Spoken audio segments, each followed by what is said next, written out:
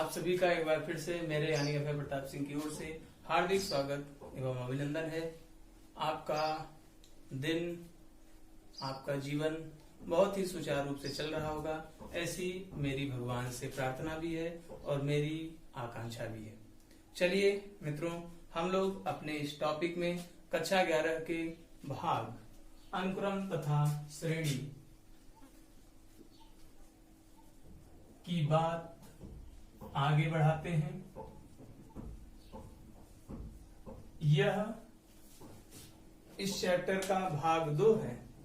पहले भाग में हमने क्या चर्चा किया था, उस पर एक सरसरी निगाह डालकर चलते हैं। पहले भाग में मैंने कहा था अनुक्रम क्या है। अनु माने होता है अनुशासित, अनुशासित माने होता है नियमबद्ध, और क्रम तो क्रम होता ही है, लगातार जो आए वही क्रम हो गया। तो संख्याओं का नियमबद्ध क्रम ही क्या कहलाता है, अनुक्रम कहलाता है। अगर संख्याएं लिखी हों, ढेर सारी संख्याएं लिखी हों और उसमें कोई नियम मिल जाए तो ऐसे क्रम को हम कहने लगते हैं अनुक्रम। जैसे मैंने वहां पर पहला उदाहरण लिया था 2, 4, 8, 16, 32। अगला क्या होगा आप जान सकते हैं। 2 दूनी 4, दूनी 8, दूनी 16, दूना 32। इसका मतलब यहाँ पर भी दुना करके आएगा, मतलब 32 गुणते 2 बराबर 64। तो यहाँ नियम है ही कि कोई भी अगली संख्या पहले वाली संख्या में 2 से गुणा करके आ रही है। जैसे ही नियमबद्ध हो जाता है कोई चीज तो वह समूह नहीं रह जाता, बल्कि वह हो जाता है अनुक्रम। और यदि इस अनुक्रम में हम प्लस का चिन्ह लगा दें अथवा हर जगह माइनस का चिन्ह लगा दें, है ना, या तो हर जगह प्लस का चिन्ह या हर जगह माइनस का चिन्ह या प्लस माइनस करके बात आगे बढ़ाएं, तो वह जो अनुक्रम था वह बदल जाता है किसमें, श्रेणी में। फर्क क्या है, अनुक्रम में भी नियम है, श्रेणी में भी नियम है, तो फर्क कहाँ है। फर्क यहाँ है कि अनुक्रम में कामा लगा रहता है, श्रेणी में कामा की जगह धन अथवा ऋण अथवा दोनों का चिन्ह लगा रहता है। तो बात आज की शुरू होगी श्रेणी से। श्रेणी की परिभाषा हो गई थी, तो आज हम लोग पढ़ेंगे श्रेणी के प्रकार। कितनी श्रेणियां कक्षा 11 के सिलेबस में हैं, इससे आपको मैं रूबरू कराता हूं। जरूरी नहीं है कि श्रेणियां इतने ही प्रकार की होती हैं, इससे ज्यादा भी प्रकार की होती हैं, लेकिन मैं उन्हीं श्रेणियों की यहाँ चर्चा करूंगा जो आपके कोर्स में है। एनसीईआरटी के सिलेबस ने श्रेणी के 3 प्रकार आपके कोर्स में कर रखे हैं। पहली श्रेणी का नाम समांतर श्रेणी है, दूसरी श्रेणी का नाम गुणोत्तर श्रेणी है, और तीसरी श्रेणी किसी विशेष प्रकार की श्रेणी नहीं है, बल्कि कई श्रेणियों का मिश्रण है, इसलिए इसका नाम लिखा गया है विविध श्रेणियां। एनसीईआरटी इन्हीं 3 मुख्य श्रेणियों के अंतर्गत अपने पाठ्यक्रम को निर्धारित करती है। समांतर श्रेणी, गुणोत्तर श्रेणी और कुछ विशेष प्रकार की श्रेणियों का समूह, जिसे नाम दिया गया विविध श्रेणियां। तो देखिए, हमारे इंटरेस्ट के लिए जो सबसे पहले हमने भाग लिखा है उसी पर हम लोग अपनी बात फोकस करेंगे। तो पहली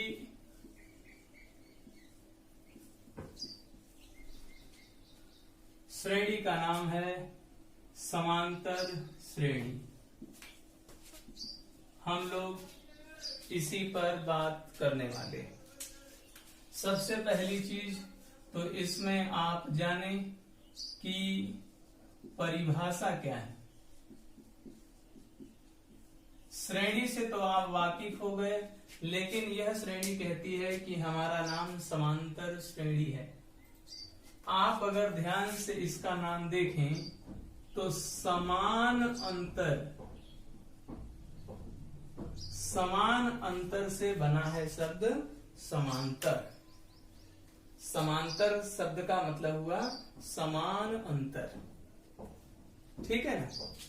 जैसे अभी जो महामारी है कोविड-19 कोरोना वायरस, उसमें क्या कहा जाता है कि अगर मान लीजिए हम लोग एक राशन की दुकान पे खड़े हों तो उसमें गोले बनाए जा रहे हैं, 2 गोलों के बीच में कितने की दूरी रहती है ना। सरकार ने कुछ निर्धारित किया है, सुना होगा शायद, 1 मीटर का है।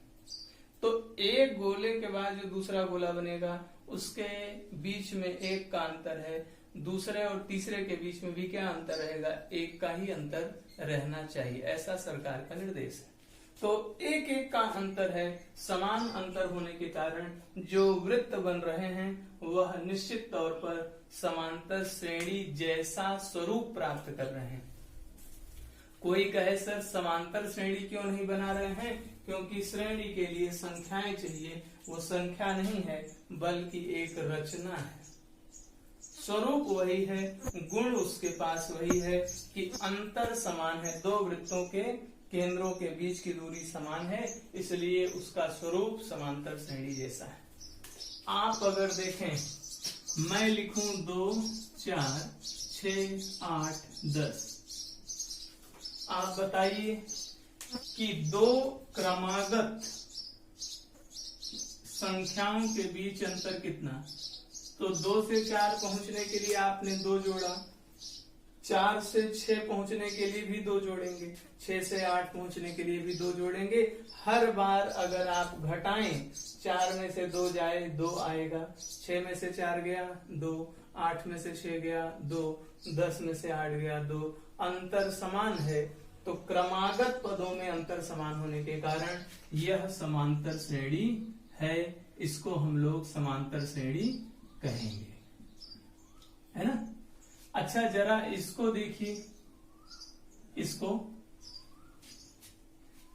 अब देखें, क्या यह समांतर क्रम में है, समांतर श्रेणी जैसे स्वरूप में है, इसको या इसको। 4 में से 2 घटाएंगे कितना आएगा, 4 में से 2 घटाएंगे 2 आएगा, 8 में से 4 घटाएंगे कितना आएगा 4।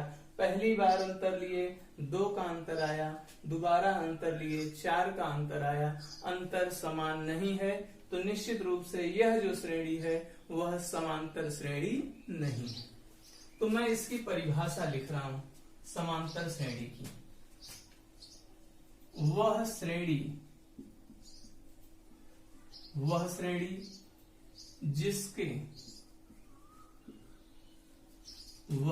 जिसके 2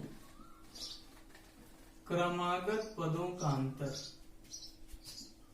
जिसके 2 क्रमागत पदों का अंतर समान होता है, 2 क्रमागत पदों का अंतर समान होता है,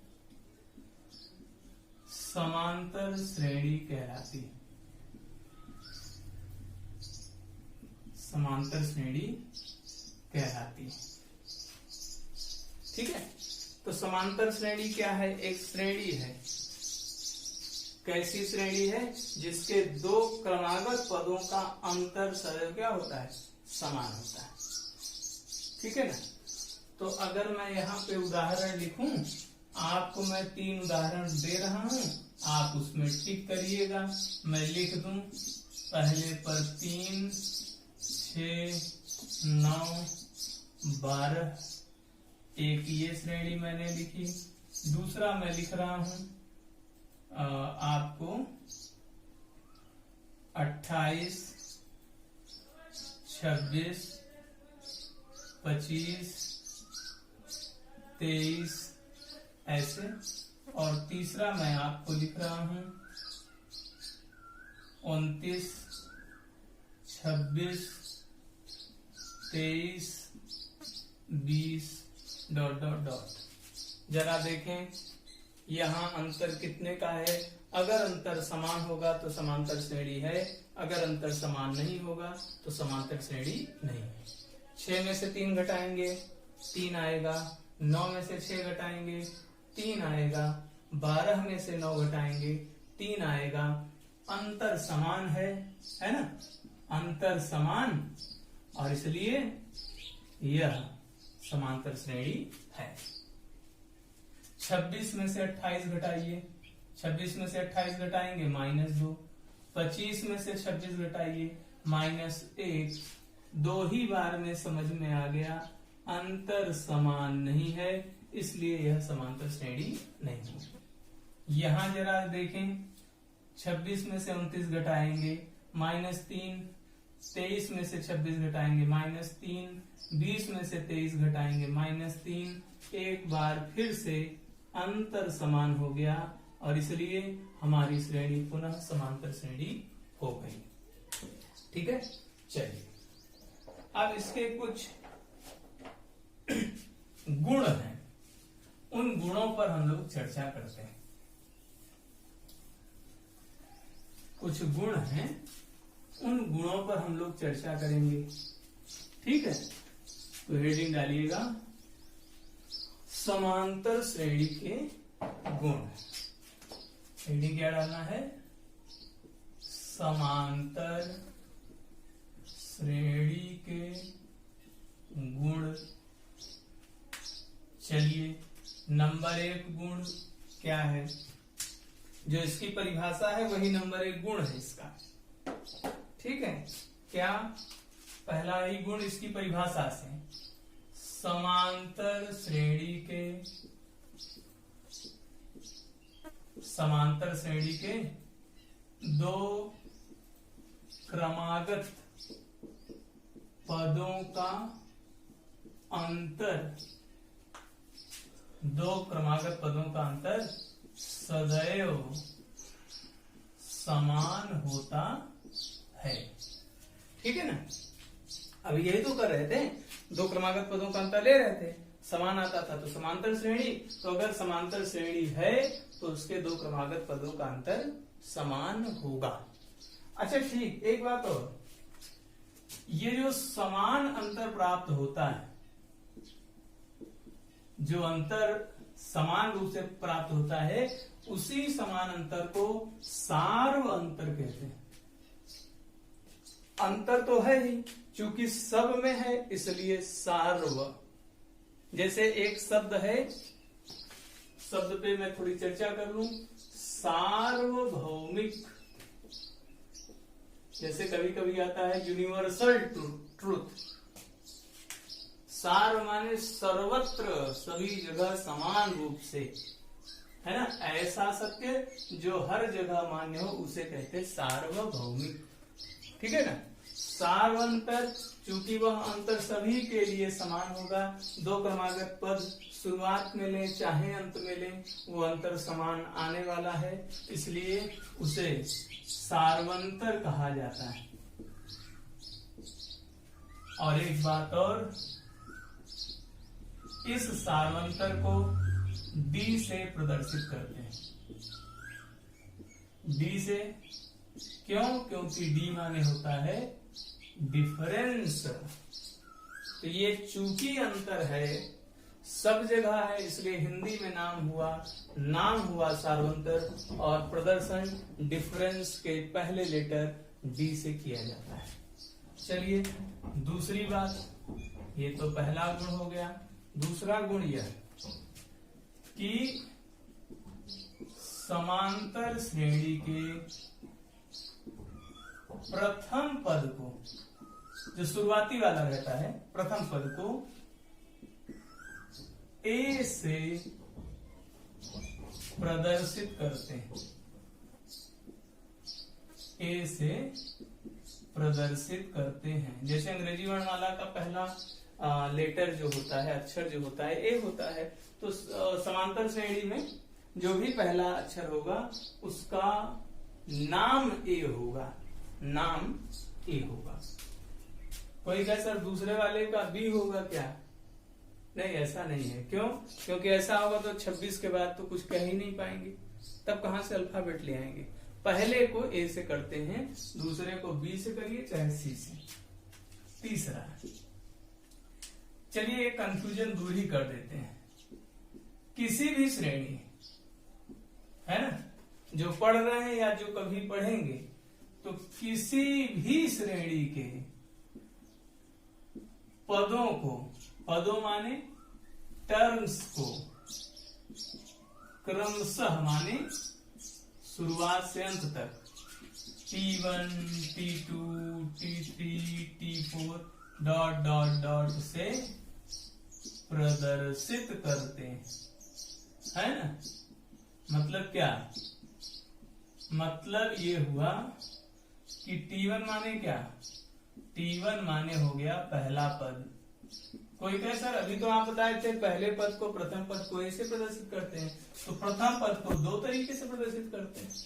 आप T1 लिखोगे तो भी सही, ए लिखोगे तो ये स्पेशल रूप से सही हो गया, ठीक है। T2 माने क्या? T2 माने दूसरा पद। अच्छा मैं आपसे पूछूं T9 माने क्या, समझ रहे हैं आप? तो आप कहेंगे सर 9वां पद होता होगा, और क्या? बिल्कुल सही, सही बात है, यही होता है। चौथा गुण क्या है इसका? ठीक है, तो किसी समांतर श्रेणी का, किसी समांतर श्रेणी का nवां पद, nवां पद, जैसे 9 लिखने से 9वां पद हो जाता है, 2 लिखने से दूसरा पद, 3 लिखने से तीसरा पद, तो nवां पद क्या होगा, कैसे लिखा जाएगा बताइए। 9वां, मैं कह रहा हूं आप लिखो 9वां पद, तो आप क्या कर रहे हो, पद है इसलिए टी लिख रहे हो, 9वां है तो 9 लिख रहे हैं। अगर मैं कहता 11वां पद लिखिए, तब क्या करते आप, टी लिखते पद के कारण, 11वां है तो 11 लिखते। nवां पद है तो कैसे लिखेंगे, पद है इसलिए टी लिखेंगे, nवां है तो tn लिखेंगे, है ना। तो किसी समांतर श्रेणी का nवां पद tn से प्रदर्शित किया जाता है, जिसे व्यापक पद भी कहते हैं। कोई कैसा, ये व्यापक क्या होता है? व्यापक माने जो सबका प्रतिनिधित्व करता हूं, नेता समझ लीजिए, है ना। जैसे मान लीजिए 91 के लिए अगर जान गए तो आप जो उसके चेले चपाटी हैं T1, T2, T3, T4, इनके बारे में सब बता देंगे, है ना। एक का अध्ययन कर देने से, जिस एक का अध्ययन कर देने से सभी का अध्ययन हो जाता है, वही कहलाता है व्यापक पद। जैसे केमिस्ट्री में एल्केन होता है, 10 वाले जानते हैं, IUPAC नाम में था। तो एल्केन के अंतर्गत मेथेन आ गया, एथेन आ गया, प्रोपेन आ गया, ब्यूटेन आ गया। अगर आपने एल्केन का पढ़ लिया तो अगर जो गुण एल्केन में होंगे वो इन सब में भी होंगे। तो ये कौन है? ये है व्यापक यौगिक। इसीलिए इसका जो सूत्र होता है CnH2n+2, ये व्यापक सूत्र है। मेथेन का सूत्र ये स्पेशल है, ये विशेष है, और ये क्या है आपका व्यापक सूत्र। जो सब का सूत्र बता सके वही क्या कहलाता है, व्यापक। ठीक है, तो Tn के पास वह गुण है कि वह अपने ज्ञात होने पर अन्य सभी को ज्ञात करा देता है। 5वां और अंतिम बिंदु,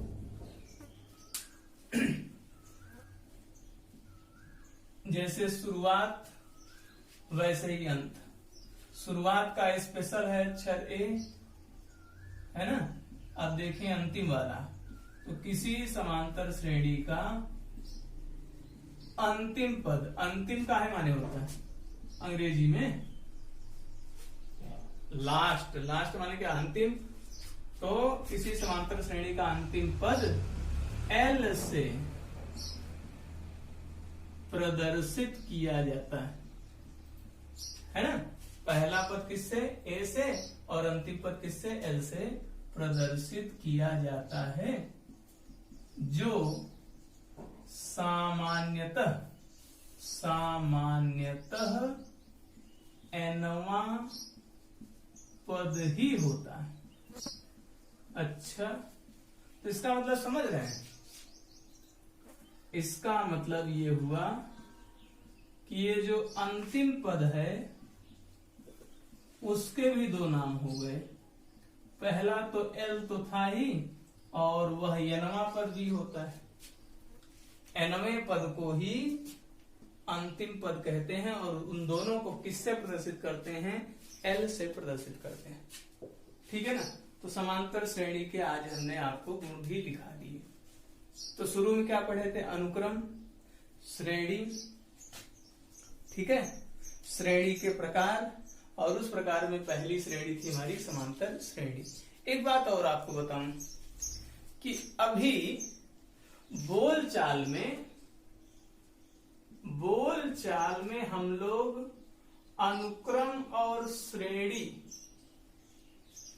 को एक ही मानकर चलेंगे बोलचाल में, है ना?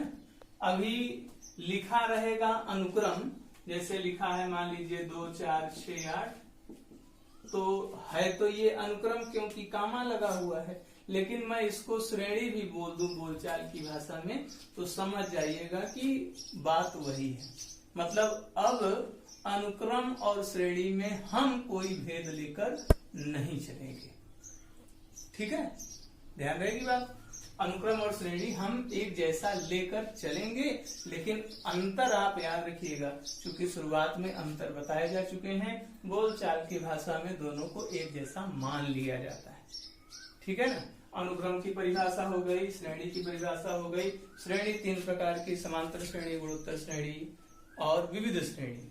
समांतर श्रेणी के क्रमागत पदों का अंतर समान होता है, सार्वंतर कहलाता है वह, और उसको किससे प्रदर्शित करते हैं? D से। प्रथम पद को A से, किसी भी पद को T1 T2 T3 इस प्रकार से, है ना? nवें पद को Tn से, और Tn को ही कहा जाता है, nवें पद को ही कहा जाता है व्यापक पद। ठीक है ना? और अंतिम पद को किससे प्रदर्शित करते हैं? L से प्रदर्शित करते हैं। ठीक है ना? एक चीज और लिख लीजिएगा, छठवीं बात और अंतिम बात, समांतर श्रेणी को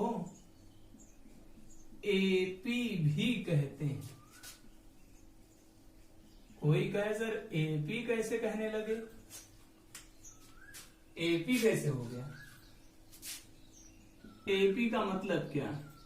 एपी का मतलब होता है अर्थमेटिक, अपी माने प्रोग्रेशन। ठीक है, तो यहां से तो ये हो गया आपका अर्थमेटिक माने मान लीजिए आपका समांतर, है ना? और प्रोग्रेशन माने मान लिया जाता है श्रेणी। ये यहाँ पे श्रेणी शब्द है, हम लोग इसको ही मानेंगे श्रेणी। ठीक है, अगर आप समांतर श्रेणी जब हेडिंग डाले तो वहां देखेंगे तो वहां अर्थमेटिक सीरीज लिखा है। सीरीज श्रेणी की सही स्पेलिंग है, सही उसका वहां जिक्र है, और प्रोग्रेशन माने होता है श्रेणी। ठीक है, दोनों में कोई विशेष अंतर नहीं है। अब आप इतना ही जानिएगा कि समांतर श्रेणी जहां भी आएगा वहां पर उसको कहीं कहीं खासकर एनसीईआरटी में समांतर श्रेणी को एपी लिख दिया जाता है। ठीक है, ध्यान रहेगा। तो जितनी चीजें लिखाई गई हैं नोट्स बनाते रहिए। अगले लेक्चर में केवल सवालें होंगी। किस पर सवाल होगी? समांतर श्रेणी पर सवाल होगी, अनुक्रम पर सवाल होगी, फिर समांतर श्रेणी का सूत्र बताया जाएगा। बात आगे बढ़ती रहेगी। आशा है आप सभी वीडियो को ध्यान पूर्वक देखते होंगे, उनको समझते रहिए। ऐसी अपेक्षा लेते हुए मैं आपसे विदा लूंगा। आज की बात यही।